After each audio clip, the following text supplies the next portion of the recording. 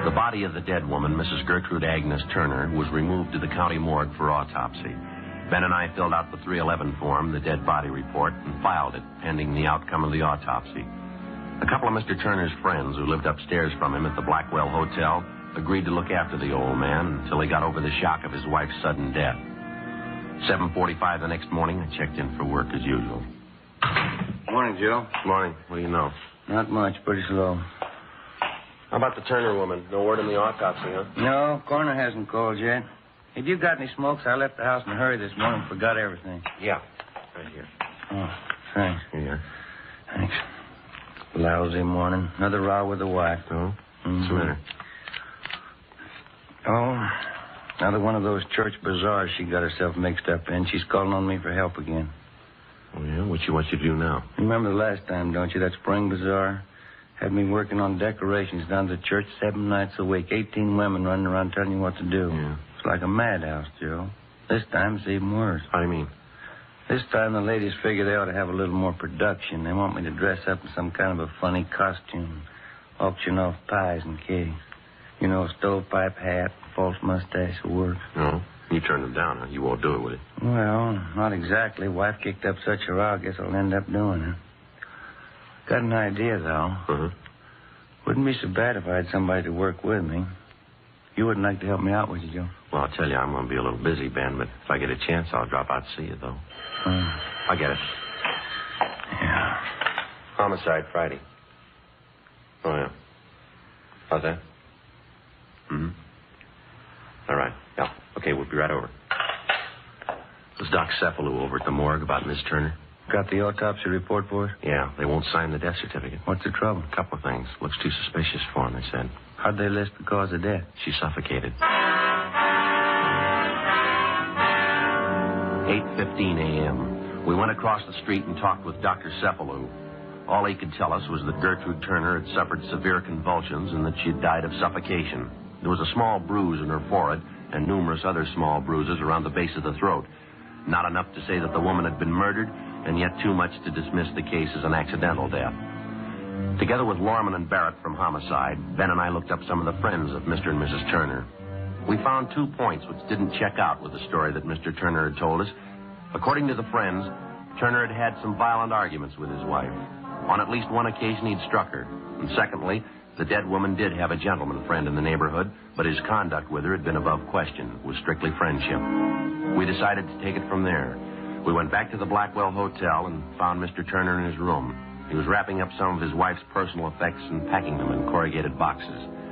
We told him about the coroner's report.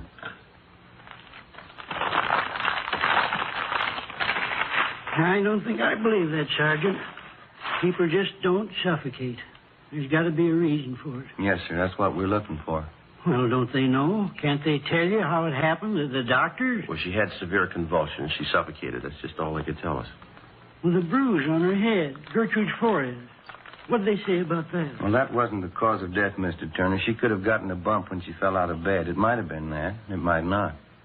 I just don't understand. You'd think there'd be some way of telling. Well, we were around talking to some of your friends in the neighborhood this morning, friends of you and your wife. Yeah. Oh, they've been real friends, officers. Every one of them. Been up to see me, brought me meals and things. Say, isn't that a pretty thing? Just look at that. Yes, sir. Real bone china. The cup and the saucer. Gertrude used to collect them. Had all kinds. Pretty. Yes, sir. When we were talking to you yesterday, sir, you told us that you and your wife got along pretty well. No arguments? Yes, sir, that's right.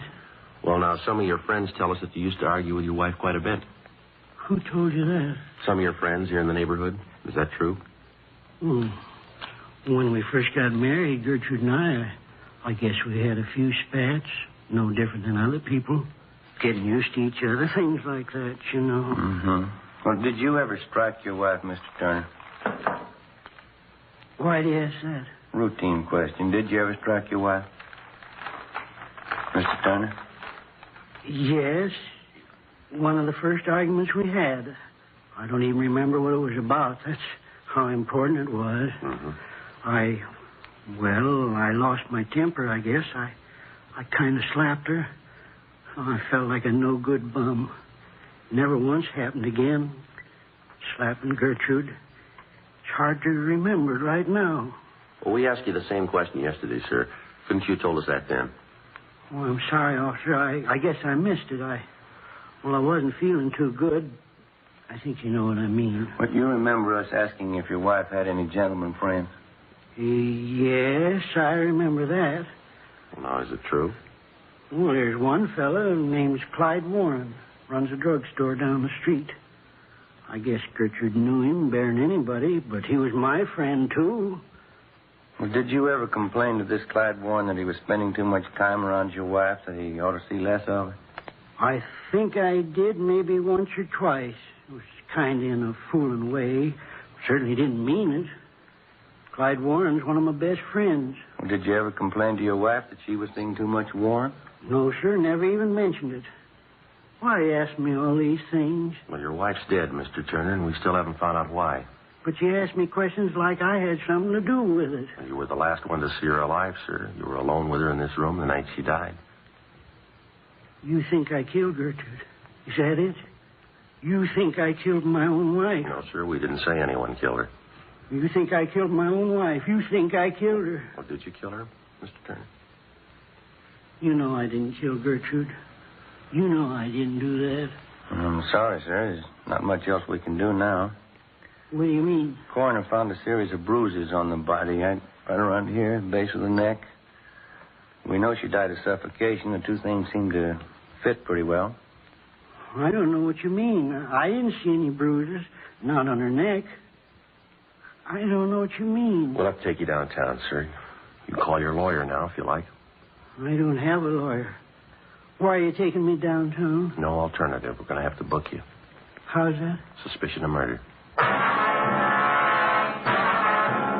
10:25 a.m. Before we booked him at the main jail, Mr. Turner asked us if we'd get off a telegram to his sister-in-law, Mrs. Helen Raymond, in Fort Wayne, Indiana, informing her of what had happened. We told him we would, and we did.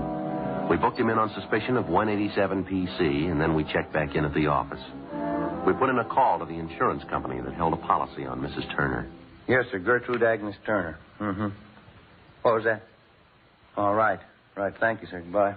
What'd they have to say? Mrs. Turner had 3 different policies on her life, total of $5,000. Mr. Turner's a beneficiary on all 3. Well, that'll do for a motive. There's something else here. Yeah. Newest policy is for $1,000, industrial policy. When was it taken out? 3 weeks ago.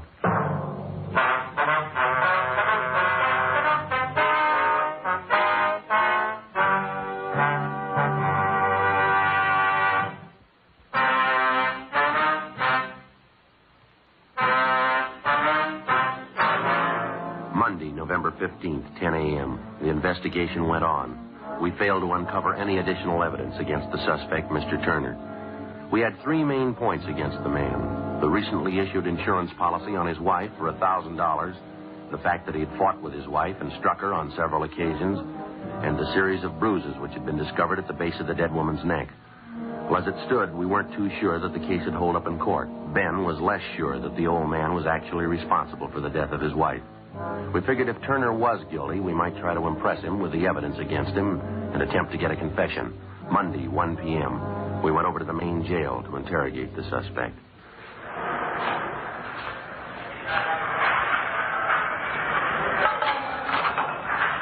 You want to step aside there? They want to lock that door. Oh, yes, sir. This way, Mr. Turner. I'll get the light switch. Right in here, Mr. Turner. Mr. Turner, you'd like to sit down? All right. Thank you. Why'd you come to see me? Have you found out something? We've been checking a little bit further into the case, Mr. Turner. We got a few more questions for you, if you don't mind. Did you send the message to my sister-in-law, Mrs. Raymond, the one I asked you to send? Yes, sir. We took care of it.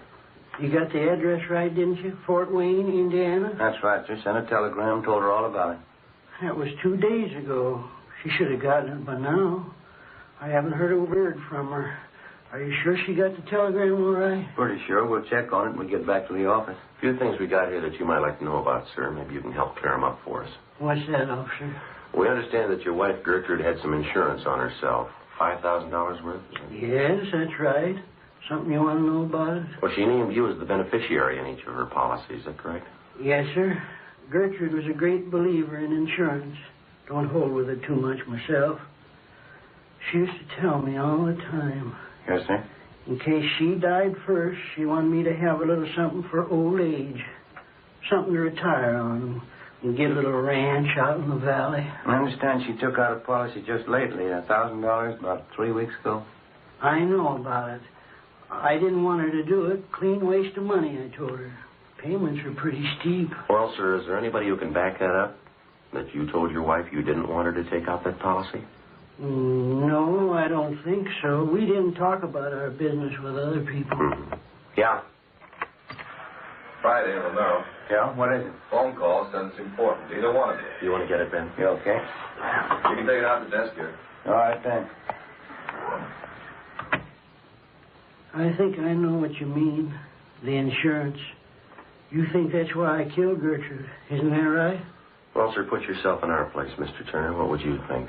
You know in your heart I didn't kill my wife. You know that in your heart. Well, they don't pay us for what we believe, Turner. They pay us to get the facts, to run down evidence. Doesn't make any difference what I believe. But you know I didn't kill her. You know that, don't you? Well, sir, I know we asked you if you ever argued with your wife, and you told us no. We found out you beat her up a couple of times. We asked you if she was friendly with any of the men in the neighborhood. You told us no. We found one. We asked you about the bruises the coroner found on her neck. You don't know. You can't explain them. We asked you if your wife had been ill, if she had any sickness, to explain her dying the way she did, and you said no. We asked you about the insurance. You can't explain that either. 3 weeks before she dies, she takes out $1,000 on her life. She dies in the same room with you, and you don't know how or why. Now, you tell me, mister, what are we supposed to believe? I didn't kill her. Somebody has to believe it. Somebody. I didn't kill her. Joe, see you a minute? Yeah. Yeah. That phone call, it was long distance. Turner's sister-in-law, Mrs. Raymond. What you want? Calling from Fort Wayne. She's flying out here tonight. Seemed pretty wrought up. About her sister, huh? Mostly about Mr. Turner. She claims he's innocent. Seems pretty sure of it. She can prove that Turner didn't kill his wife? That's what she said. She's bringing the proof with her. Tuesday, November 16th. Turner's sister-in-law, Mrs. Raymond, was scheduled to arrive at 6 p.m. by plane from Indiana. At 2 p.m., one of the main points in the case against the suspect was proven false. A woman friend of Mrs. Turner, after reading of the husband's arrest in the paper, informed us that while Mrs. Turner was visiting her home a few days before she died, she complained of a severe headache. The woman's son, who was studying to be a chiropractor, attempted to treat Mrs. Turner's headache by manipulating the muscles in her neck and shoulders. The woman said that Mrs. Turner called the next day and complained about receiving bruises on her neck as a result of her son's experimental treatment. The son came down to the office and signed a full statement to this effect. At 7 p.m., Mr. Turner's sister-in-law arrived. With her was a Dr. John Grant, a Fort Wayne physician. The two of them told us their story and gave us all the information they had concerning the case. Ben and I went immediately to the main jail, picked up Mr. Turner, and brought him back to the office. His sister-in-law and Dr. Grant waited in the adjoining room. Why'd you bring me here? You gonna ask me more questions? I told you everything.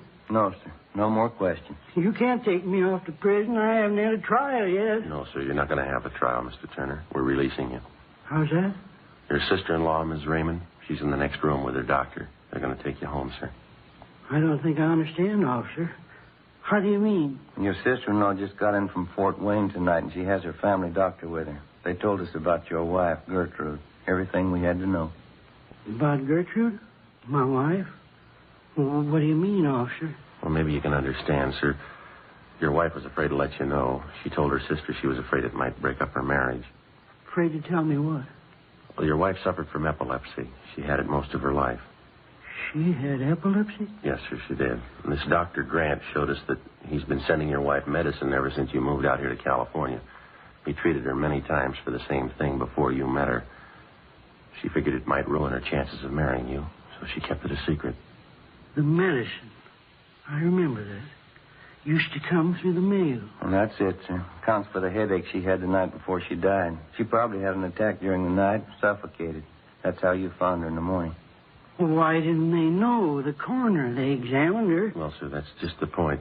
If you die of epilepsy, there's just no way of telling, not even by autopsy. Convulsions and suffocation. That's the only way they can list it.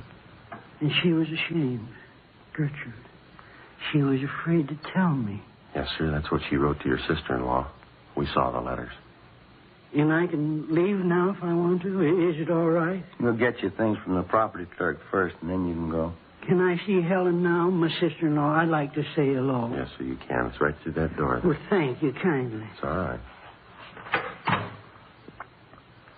Officer, Yes. just one thing I'd like to ask. Yes. You knew all the time, didn't you? I mean, in your own heart. How's that? I couldn't have killed Gertrude. In your own heart, you knew that, didn't you? Officer? Yes, sir, I know it. I thought you did. I'll be right back.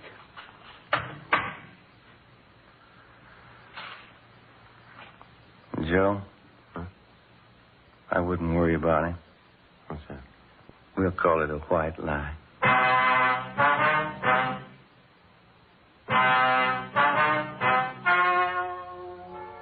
The story you have just heard was true. Only the names were changed to protect the innocent. On November 16th, a meeting was held in the office of Blaine Steed, captain of homicide. In a moment, the results of that meeting.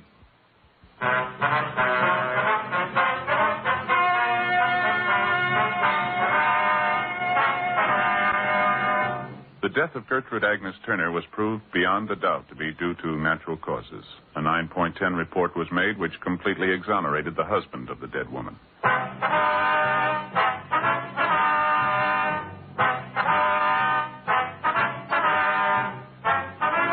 You have just heard Dragnet, a series of authentic cases from official files. Technical advice comes from the Office of Chief of Police W.H. Parker, Los Angeles Police Department.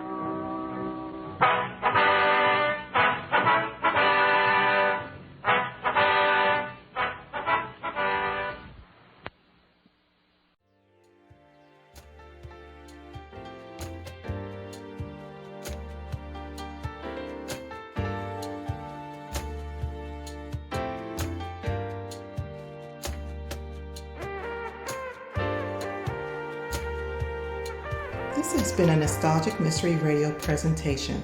I hope you enjoyed this episode. Please feel free to like and rate this podcast on your favorite app. Also, there's a Nostalgic Mystery Radio YouTube page for your perusal to subscribe to. You can contact me by emailing me at nostalgicmysteryradio@gmail.com. I hope you have a blessed day or evening. And again, thank you for listening.